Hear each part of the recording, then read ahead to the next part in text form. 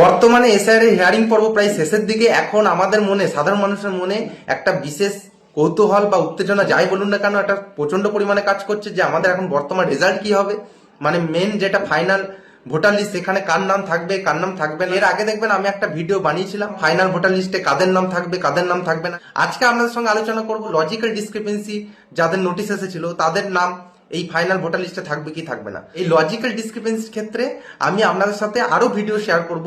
তো একটা ভিডিওতে আমি লজিক্যাল ডিসক্রিপেন্সি আমি শেষ করব না, কারণ দিনের দিন নির্বাচন কমিশনের যে গাইডলাইন সেটা আপডেট হচ্ছে, তো সেই হিসাবে আমি আপনাদের সাথে শেয়ার করতে থাকবো। এই লজিক্যাল ডিসক্রিপেন্সির ক্ষেত্রে আমি first list, second list, third list, এইভাবে বিভিন্ন লিস্ট বানিয়ে আমি আপনাদের সাথে ভিডিও শেয়ার করব। তো আজকে যেটা আমি আপনাদের সঙ্গে আলোচনা করব, ফার্স্ট লিস্ট হিসাবে কাদের নাম এই ফাইনাল ভোটার লিস্টে থাকতে পারে যাদের লজিক্যাল ডিসক্রিপেন্সি হিয়ারিং এর নোটিশ এসেছিল তাদের মধ্য থেকে।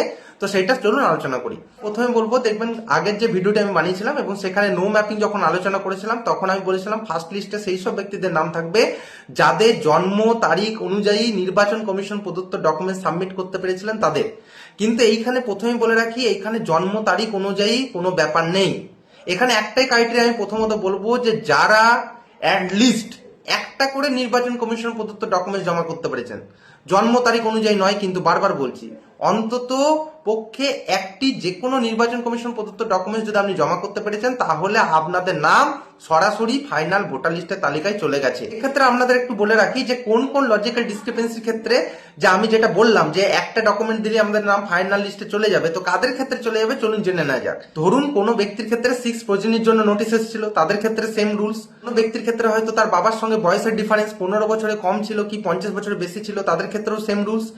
ধরুন কারো ক্ষেত্রে তার গ্র্যান্ড প্যারেন্টসের সঙ্গে, মানে দাদু বা দিদা বা ঠাকুরদা বা ঠাকুমার সঙ্গে বয়সের পার্থক্য 40 বছরের কম ছিল, তাদের ক্ষেত্রেও আমরা একই রুলস। এবং যাদের ক্ষেত্রে নেম মিসম্যাচ ছিল, এই ক্ষেত্রে আমি বলে রাখি যাদের ক্ষেত্রে অনলি নেমে স্পেলিং মিস্টেক ছিল বা মাইনর নেম মিসম্যাচ ছিল, সেই ক্ষেত্রে কিন্তু তাদের নাম একটা ডকুমেন্টসেই ফাইনাল ভোটার লিস্টে চলে যাবে।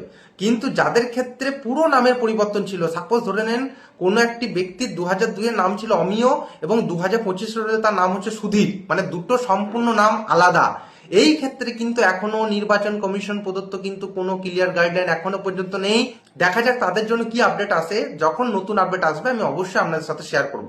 আশা করি লজিক্যাল ডিসক্রিপেন্সির প্রথম লিস্টের দিকে কাদের নাম থাকবে যে বিষয়ে আলোচনা করলাম, আশা করি আপনাদের কাছে ক্লিয়ার। আমি আরেকটি কথা বারবার আপনাদের বলে রাখি, এটাই কিন্তু শেষ নয়, এর পরেও কিন্তু অনেক ব্যক্তির নাম কিন্তু ফাইনাল লিস্টে উঠবে, সেটা আমি কিন্তু পরের ভিডিওতে আপনাদের সাথে আলোচনা করব।